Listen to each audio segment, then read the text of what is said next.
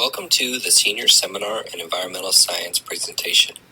My name is Nicholas Hoots, and today we will be discussing Wilderburbs, Communities on Nature's Edge.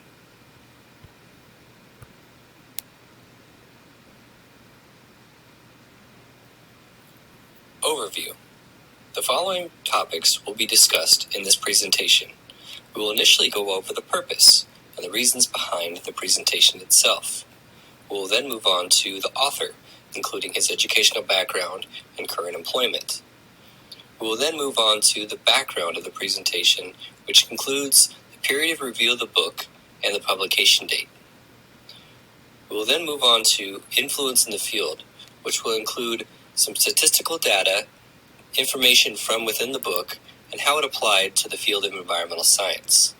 We will then briefly go over the summary and recap everything we discussed, and in the last slide, we will have some references for all the materials used within the presentation.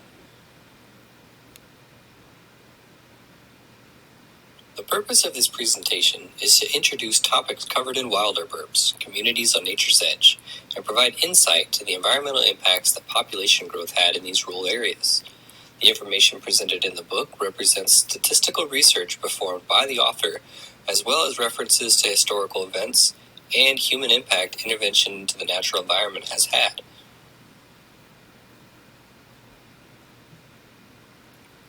The author, Lincoln Bramwell. His education includes a Master's of Arts in American History from the University of Utah and a Doctorate of Philosophy in American History from the University of New Mexico. His current employment is that with the U.S. Forest Service as the Chief Historian, which he initially took employment in 2009 and still holds to this day.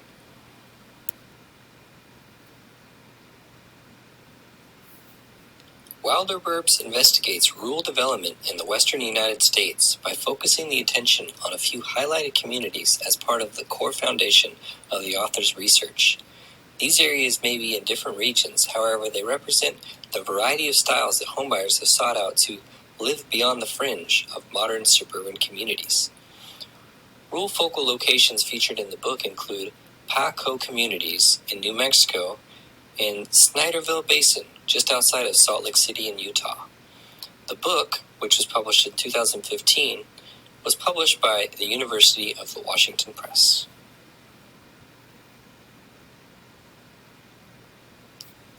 At its core, Wilderburbs represents the selfish desire of humans to turn natural landscapes into a community they can call home. A growing percentage of the population is no longer content with just visiting national parks and wilderness sanctuaries. Instead, they wish to consume nature at the source, but it comes with a costly price both for developers and nature itself.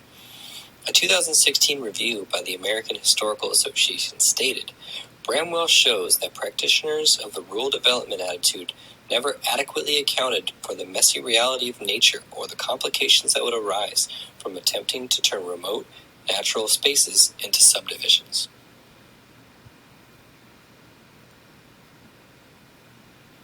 Some of the environmental impacts that Wilderburb development had in these rural areas would be wildfires, which were normally a natural occurrence, but began to plague the rural development areas and communities. Because of the Western development, the right ingredients were created to enhance wildfire situations. In early Euro-American development, the displacement of Native Americans, which had previously been doing controlled burnings in the area, was ceased as a practice, believing that they were doing some form of manipulation with fire. This and other decisions made by the early settlers ultimately led to disaster and countless wildfires and community burning. Along with that, groundwater contamination was another large issue plaguing the early development of rural areas. Because these communities, which also brought a need for water, the upstream activities often caused drinking water issues for groundwater contamination, specifically that of Snyderville Basin, which had to abandon using water from the stream in the early 1900s after it was contaminated by mining operations in nearby mountains. These rural areas often fell outside the jurisdiction of any type of state engineer or enforcement agencies, which led to unregulated drinking water conditions and countless health conditions for communities and homes in these areas.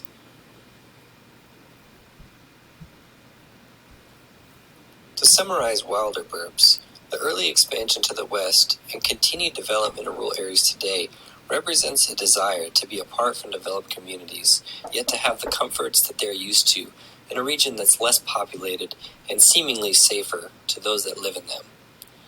Wilderburb informs the reader of the strain these communities placed on the environment, as well as the toll that it takes on the environment to sustain population growth in these areas.